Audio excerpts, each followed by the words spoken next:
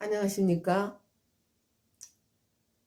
오늘은 고사성어를 공부하겠습니다.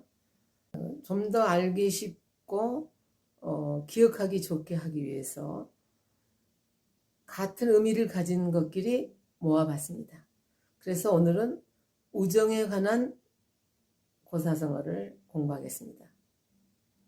여러분, 친구와의 좋은 관계, 이런 관계, 친구 사이 이런 것을 제일 먼저 떠오르는 고사성어가 중마고이죠. 중마라는 것은 대나무로 만든 말, 장난감이죠. 어릴 때 가지고 놀던 장난감이겠죠. 그래서 어린 시절을 같이 놀며 중마를 가지고 놀던 친구죠. 어릴 때부터 쭉 지금까지 그게 중마고우입니다. 그래서 여기서는 중마는 이제 대나무로 만든 말이고, 여기서는 고자가 조금 혼동이 갑니다. 고자라고 생각하기가 쉽죠. 친구 해서 이 고자를 쓰기가 쉬운데 이 고자가 아니고 온고지신도 그렇고 중마고우도 여기에 등구를 문이 붙어 있는 고자입니다. 고우예요. 그런데 여기가 이것이 실은 글자는 연고고이지만 예고의 뜻도 있어요. 그래서 예고 할 때는 어떤 단어가 쓰이냐면 고향이죠. 고향, 고구 이런 것들이 다 예고로 쓰이는 이 고자입니다. 그런데 고향, 고국만 고국 그런 것은 옛 것이고, 또 연고고 할 때는 사고 이런 뜻이 있기 때문에 무고하십니까? 안녕하십니까? 아무 일 없습니까? 이럴 때 무고할 때도 이 자를 쓰는 겁니다. 연고고로 하는 거죠. 사고가 없다가 무고가 되는 거겠죠. 별거 없으십니까? 이것도 별다른 일 없으십니까? 이 고자가 들어가는 거죠. 그리고 또 이 고자에서는 또 어떤 말로 쓰이냐? 죽은 사람 고자도 있죠. 그래서 고인이라고 하고 또 아무개라고도 합니다. 그 다음에 또 익히 할 단어가 고의적이라는 말이 있습니다. 고의적 이럴 때는 짐짓 이제 말하자면은 일부러 이런 뜻이죠. 일부러가 되는 거죠. 고의라는 말은 고의로 할 때는 일부러의 뜻이 있어요. 이 고의라는 말은요. 그렇게만 이 글자만 그런 글자만 알고 가시면 됩니다. 그리고 이제 자꾸 이제 부수도 많이 익히는 게 좋죠. 대나무죽과 말마가 다 그 부수 글자이죠. 대나무죽도 부수 글자이고 말마도 부수 글자입니다. 자, 그 다음에 어릴 때 친한 친구가 중마고이고, 그 다음에 지란지교는 뭡니까? 이제 지자는 글자의 뜻은 잔디지자예요. 잔디지자예요. 사전을 찾아보면 잔디지가 먼저 나옵니다. 그런데 잔디지라는 말도 있고 지초지라는 말도 있습니다. 지초지라는 말은 뭐냐면은 풀 중에서도 향기도 있고 또 약재로도 쓰이고 참 유익한 풀이죠. 그래서 영지버섯 할 때도 저 지자가 들어갑니다. 그래서 지란지교라는 것은 풀 중에서 향기가 극하고 처음에는 그렇게 향기가 풍기는 향기는 아닌데 그 향기가 극하면서 또 난초도 많은 사람들한테 사랑을 받으면서 품격 높은 꽃에 속하잖아요. 화분에요. 그래서 난초라든가 지초는 극한 향기가 자기도 모르게 풍겨지는 거예요. 그래서 친구 사이가 좋은 영향력을 몸과 마음에 배어들 정도로 이렇게 배어들 정도로 받아들이게 영향을 서로 미치게 되는 거예요. 그래서 아주 그 향기가 서로 그 사람의 향기가 자기한테도 아주 기분 좋게 미치면서 자기도 좋은 사람이 되어가는 거죠. 그래서 질환지교라는 말은 굉장히 물론 멋진 말입니다. 그래서 카드 같은 데가 예전에는 뭐 질환지교 이렇게 막 써져 있었어요. 약간 여성적인 것 같이 보이지요. 그러니까 친구라는 것은 어디까지나 그 좋은 영향을 받는다 이렇게 봐야 되겠죠. 그래서 금묵자흑 근주자적이라는 속담도 있잖아요. 먹을 가까이 하면 검어지고 인주를 가까이 하면 붉어진다. 그만큼 친구와의 영향력이라는 게 크다 이런 말이죠. 그래서 논어에도 또 이 비슷한 이런 말이 있습니다. 논어에서 먼저 이게 이제 이문회우 이유보인인데 이제 친구에 관한 것은 이유보인이라는 하나의 성어가 만들어져 있어요. 그래서 이 말은 뭐냐면은 이문회우라는 것은 예전에는 주로 농경사회이기 때문에 모두가 공부할 시간이 없어요. 그래서 다 농사를 많이 짓는데 그 중에서 이제 특히 특별하게 이제 집안이 넉넉하고 또 아주 공부를 하고 싶은 사람들이 공부를 하는데 글방에서 친구를 만나는 거죠. 글방에서.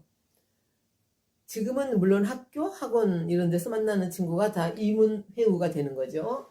글을 통해 글로써 친구를 만나다가 되는 거죠. 회자가 만나다는 거죠. 모일 회자죠. 그리고 글로써 친구를 만나서 그 친구에게서 인의 덕을 도움받는다. 이런 뜻이에요. 도움받는다. 그래서 보인이라는 단어가 또 있어요. 보인. 이게 보인이라는 것은 서로 좋은 것으로 격려하고 서로 도와주고 좋은 사람이 되도록 서로 격려해주고 도와주는 그런 관계를 보인이라고 하는 거예요. 그러니까 이런 데서 자꾸 단어가 만들어져서 그래서 고사성어라는 것은 예전에부터 내려온 그래서 이 말마다 독특한 사연을 가진 성어죠. 말하자면. 그런데 그게 교훈적이 되고 또 함축적인 뜻이 있어서 시대는 바뀌었어도 사는 모습은 비슷하기 때문에 그 2000년 전의 말도 지금에 와서도 다 그게 계속 유익하게 쓰이기 때문에 우리가 지금도 이렇게 공부를 하고 있는 겁니다. 그러니까 이것을 자꾸 암기를 해서 자꾸 입으로 암기를 해가지고 자기 것을 만들어야지 사용하는 게 중요하죠. 그리고 들어서 아는 것도 중요하지만 자기도 쓸 수 있어야 좋은 겁니다. 그렇기 때문에 자꾸 말로써 암기를 하세요. 질환지교, 이유보인 이런 식으로요. 입으로 자꾸 암기를 하세요. 이 보자는 돌보자인데 주로 보필하다 할 때 왕을 돕다 할 때 돕는 이 보자가 되는 거예요. 그래서 수레 거변에 쓰는 거죠. 보필만 알고 갑시다. 보필은 활궁에다가 일백백을 쓰고 또 활궁을 써요. 이렇게 보필. 그래서 왕을 돕는다 할 때 보필이라고 합니다. 그러나 이제 좀 높은 사람을 돕는데 보필이라고 한다 이렇게 생각하면 되겠죠. 그 다음에 이제 이렇게 친구는 서로 좋은 관계로 서로를 돕는다 이렇게 하다 보니까 이렇게 아주 오래전에 그 친구들이 얼마나 좋은 관계였으면 이렇게 몇 년이 몇백 년, 몇천 년이 흘러도 지금까지도 이것이 하나의 단어가 용어가 되었다는 걸 생각해 보면은 과연 이 친구 사이라는 게 얼마나 중요한가 알겠죠? 여기는 관중과 포수과의 사귐 이건데 관포지교 이제 글자의 이름의 앞자를 따서 관포지교 얼마나 그 사람들이 우애가 돈독했으면 이런 말이 나오겠습니까? 그래서 돈독한 친구의 관계인데 뜻은 돈독한 친구의 사이예요. 그러나 이 사람들의 사연을 조금 알고 가면은 더 기억에 남겠죠. 그래서 관중은 뭐냐면은 전국시대, 춘추전국시대 제나라 환공, 제환공이 패도정치를 왕도정치가 아닌 패도정치를 했지만 굉장히 오랫동안 40년 동안의 권세를 누렸어요. 근데 그것을 정말로 능력 있게 탁월하게 도왔던 사람이 바로 관중입니다. 그런데 관중이 젊었을 때는 가난했어요.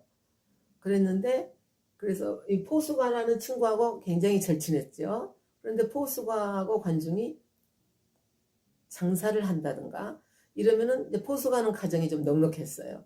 그런데 관중은 가난해서 항상 포수가가 장사를 해도 관중에게 이익을 더 많이 가져가도 그걸 갖다가 나쁘게 생각을 하지 않고 저희는 저 관중에게는 늙은 어머님이 계셔서 저렇구나. 그 모시려고 봉양을 해야 되기 때문에 이런 거다. 이렇게 자꾸 그 약점까지 다 보완하고 그런 것을 감싸주고 이렇게 했으니까. 그래서 좋은 친구가 된 거죠. 또 나중에는 또 그뿐만이 아니라 나중에 점점 자라서 제왕공이 정권을 잡을 때 사실은 관중은 제왕공 편이 아니었어요. 제왕공이 형하고 싸움에 있어서 관중은 형의 편이었는데 그래서 감옥에 갇혀서 하마터면 죽을 뻔했는데 포수가가 또 충고를 했습니다. 제왕공에게 왕께서 그 사람을 신하로 쓰면 크게 도움을 받을 것입니다 라고 했어요. 그렇게 말을 해서 황공이 말을 들어줘가지고 관중을 재상으로 했어요.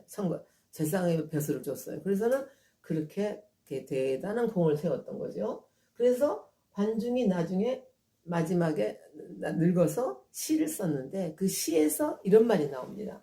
그 시를 보면 얼마나 포수가에 대한 고마움을 나타냈는가를 알 수가 있습니다. 이건 쓰기가 어렵지도 않고 우리가 얼마든지 쉬운 말이니까 이것을 알아두는 것도 나쁘지 않습니다. 생아자는 부모요. 나를 낳아준 사람이죠. 나를 낳아준 사람. 그러면은 나를 낳아준 사람은 부모죠. 그런데 나를 알아주는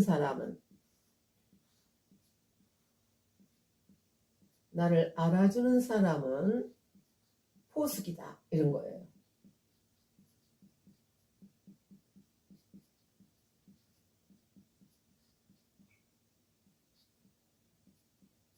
포수가다 이렇게 말했어요. 그러니까 생하자, 지하자. 아주 어렵지 않죠?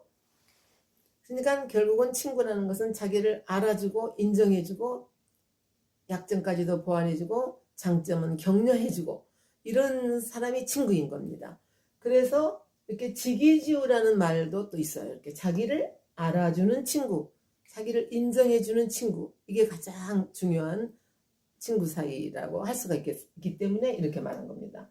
그래서 이제 이런 시까지도 썼다. 그래서 마찬가지로 그러니까 고사성어는 삼국지, 사마천의 사기, 초한전 이런 책들을 열어보면은 그저 문장마다 그냥 고사성어가 줄렁줄렁 달려있다고 할 수가 있죠. 그래서 그걸 고사성어의 보고라 이렇게 말할 수가 있습니다. 그런데 이 삼국지에서 나오는 고사성어도 만만치가 않아요. 근데 도원결의 하면은 아시는 분은 아실 거예요. 유비와 장비와 관우가 장비와 관우가 셋이서 우리 함께 힘을 합해서 이 나라를 좋은 나라로 만들자 막 이러면서 이제 셋이서 어디서 복숭아밭 가수원, 복숭아나무 과수원, 복숭아도입니다. 동산원이죠. 가수원이죠. 복숭아나무 가수원에서 서로 의리를 맺은 겁니다. 서로 결속을 맺어요. 그래서 아주 좋은 관계가 돼가지고 이제 삼국지 이야기가 펼쳐지는데 어느 날 장비하고 관우가 유비한테 항의를 합니다. 아니 어떻게 유비에게 항의를 해요. 유비에게 항의를 어떻게 아니 어떻게 우리한테는 그렇게 소홀히 하면서 제갈공명에게는 그렇게 과분하게 제갈공명에게는 그렇게 과분한 대우를 하십니까? 라고 항의를 해요. 그러면서 뭐라 하냐면은 나와 제갈공명과의 관계는 물과 물고기와의 사이야. 물고기는 물이 없으면 살 수가 없어. 그러니까 떼일래야 뗄 수 없는 관계야. 그래서 말은 쉽죠. 물수 고기요. 그런데 수어지기 하면은 정말 뗄래야 뗄 수 없을 만큼 아주 친한 사이다. 이런 식으로 수어지교라는 말이 또 나옵니다. 그래서 아까 말한 대로 또 자기를 알아주는 친구 이래가지고 이게 또 가장 중요해요. 그런데 또 자기를 알아주는 친구, 자기 마음을 알아주는 친구보다 더 한 단계가 더 높고 한 수준이 더 높은 건 자기 예술을 인정해주는 친구는 또 그건 감동적인 친구이죠. 그래서 그 말이 지음이라는 고사성어가 있어요. 또 지음이라는. 근데 지음이라는 고사성어가 생겨난 것은 배가라는 사람은 이 배가는 이름이에요. 배가라는 사람은 거문고를 아주 잘 연주하는 그야말로 1인자예요. 음악의 1인자. 그래서 아주 그 거문고를 연주하는데 종작이라는 친구가 있어요. 배가의 친구 종작이가. 그런데 종작이가 배가가 연주할 때마다 그 연주하는 내용을 자꾸 감상을 말해. 그런데 배가가 생각했던 거하고 똑같은 자기가 그 연주했던 그거하고 똑같은 주제를 그대로 감상을 해주는 거예요. 아 지금 아주 깊은 산 속에 숲 속에 숲이 울창한 숲 속에 바람이 확 불어 들기는데 거기서 새들이 팔떡거리고 막 이런 식으로 그런 걸로 나는 이 음악은 그런 걸 말해주는 것 같다라든가 또 어느 날은 또 이 음악은 뭐 바닷가에 파도가 넘실거리는 소리로 나는 들려온다라든가 뭐 달빛이 아름다운데 뭐 거기에 이렇게 계속 그 감상을 하는데 너무너무 자기의 그 음악의 주제와 적중을 하니까 너무 행복하고 거기서 대단한 큰 희열을 느끼는 거죠. 그런데 어느 날 불행히도 종자기가 병이 들어서 죽었어. 그러니까 배가가 도저히 연주를 하고 싶지가 않아요. 그래서는 자기의 거문고줄을 끊었다. 그래서 배가가 거문고 줄현입니다. 여기서는 현은 줄현이에요. 실사변에 거물현이 있죠. 그래서 줄현입니다. 그래서 현악기 할 때 이 현자를 쓰는 거죠. 현악기.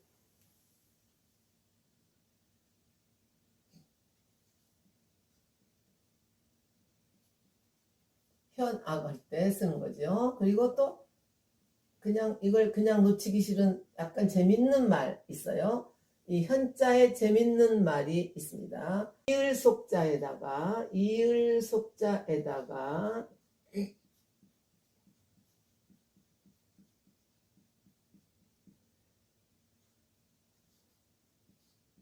이 줄현을 쓰면은 속현이란 말은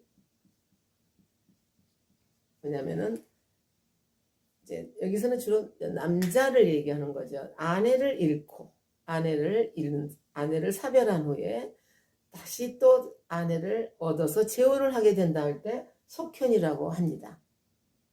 그러니까 이 현은 끊어진 줄이 다시 이어졌다고도 할 수가 있고 또 이제 금술이 좋다. 이게 다 거문고 비파의 소리를 가지고 남녀의 관계, 좋은 관계를 말할 때 그렇게 말하거든요. 악기의 소리로. 그러니까 이 현자가 들어갈 수도 있고 다 그렇게 해석하게 됩니다. 그런데 그 속현이란 말은 재혼이라는 말을 한다는 말에 재미있는 단어에 속하죠.